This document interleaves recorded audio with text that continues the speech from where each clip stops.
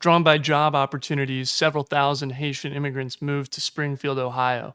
Then this happened. In Springfield, they're eating the dogs, the people that came in. They're eating the cats. They're eating the pets of the people that live there. The Republican ticket, egged on by a gaggle of right-wing influencers, has completely embraced a claim about Haitians in Springfield stealing and eating people's pets.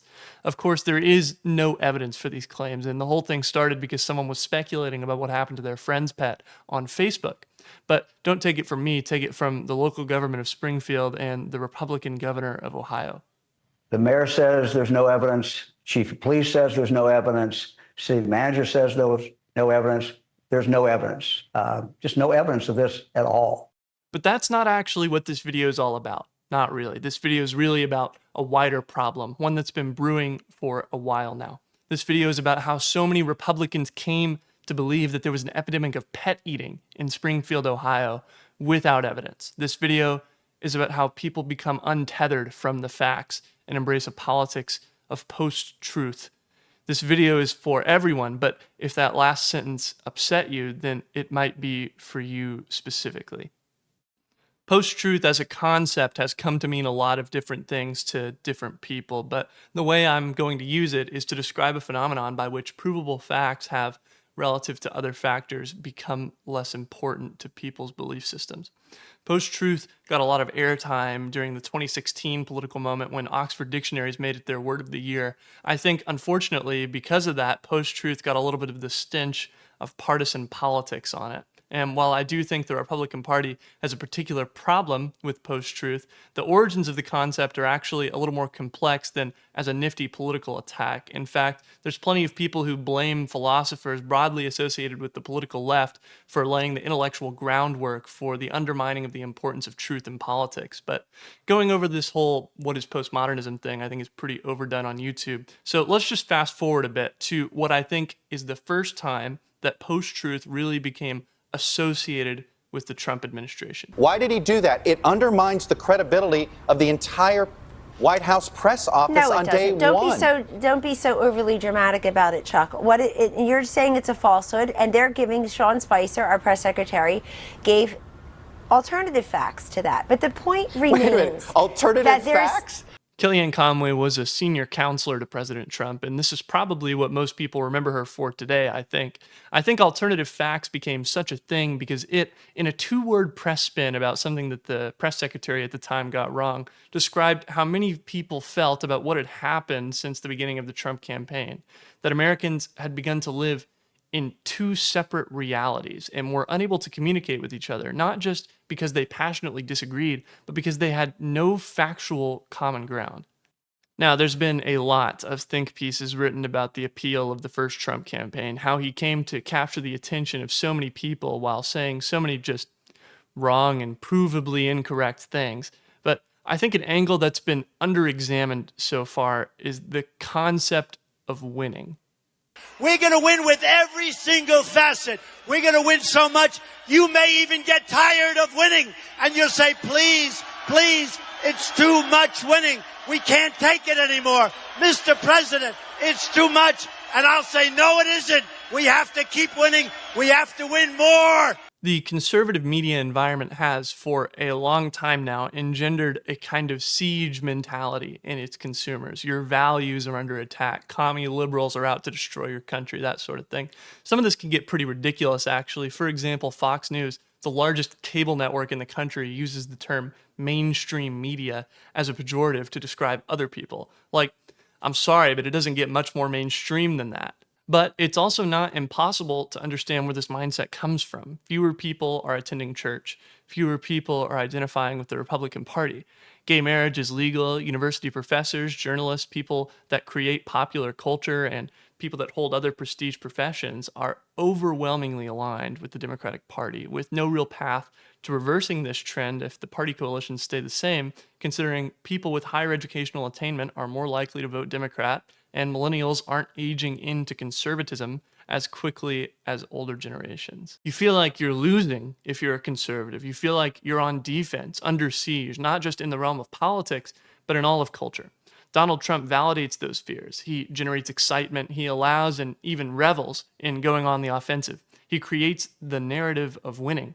And I think that's what really captured people's imaginations. His campaign was about narratives, like narratives about immigration, for example. And while some people probably did believe every lie that came out of the man's mouth, even when those lies were verifiably false, I don't think the majority did. I think the majority didn't care about the lies because they felt the lies spoke to a deeper truth, and that being wrong on a particular fact of the matter was irrelevant to the truthfulness of the narrative.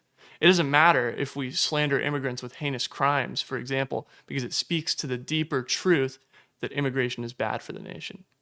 Of course, the problem with abandoning facts of the matter for deeper truths is that you end up with alternative facts. Let's fast forward again to the next big event, I think, in the emergence of post-truth republicanism, the 2020 election. Donald Trump claimed that the election was stolen from him without evidence and then spent literally years coming up with new rationalizations and legal challenges to post hoc justify this ridiculous claim. He has absolutely not been successful, and to date, there is still no evidence that the 2020 election was illegitimate in any way. However, polling shows that over half of Republicans still believe that the 2020 election was stolen. Every single claim has been totally bogus, but people still believe in this narrative that something shady must have happened that cost Donald Trump the win.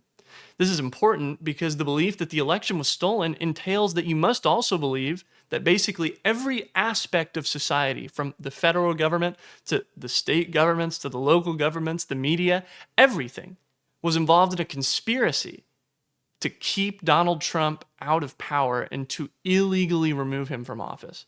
And if you think this is the case, how can you ever trust the so-called facts these institutions produce? Everything they say is now stained with their participation in what you see as a fraud of incalculable proportions. So now, heading into 2024, the GOP candidate isn't just running on lies that his supporters attach to some ephemeral, deeper truth. The GOP candidate is running on lies, and you do actually have to go along with all of them now because you can't trust the media and you can't trust the government. So all you're left with is faith in the candidate, his narratives, and with the alternative facts. Which brings us once again back to... In Springfield, they're eating the dogs, the people that came in. They're eating the cats. They're eating the pets of the people that live there. In the days leading up to the Kamala Trump debate, rumors began swirling on sites like Twitter that Haitian immigrants in Springfield, Ohio were stealing and eating people's cats. The rumors started out as Facebook posts, but they were eventually picked up by the far right and then filtered their way through the conservative media ecosystem until the day before the debate, J.D. Vance, GOP VP candidate and senator from Ohio, amplified the story, claiming falsely that reports showed that people have had their pets stolen and eaten by Haitians in Springfield, Ohio. When Trump said what he did during that debate, the moderators immediately fact-checked him, but of course, because every other source of information is illegitimate, the city officials who disputed the claims were called liars. Now, at this late hour, savvy, elected, and important Republicans have realized that to stay relevant within the party, you must at least play the true believer. So rather than reassess their facts, the right-wing media ecosystem doubled down. Conservative activist Christopher Rufo offered $5,000 for evidence that Haitians were eating cats in Springfield. J.D. Vance and other prominent conservatives have shared the evidence that he produced as fact, regardless of the actual fact that that so-called evidence has been disputed by the police department where Rufo claims the video he shared took place. Here's what Tucker Carlson had to say. And there were two levels on which to enjoy this. Well, the first one, I literally enjoyed it. People were like, I can't believe Donald Trump accused people of eating pets. I was like, I love him. It's just hilarious. Who would ever say that? They're eating all the pets. So great. Thank you, Donald Trump. That was awesome. Because first of all, it makes all the right people mad.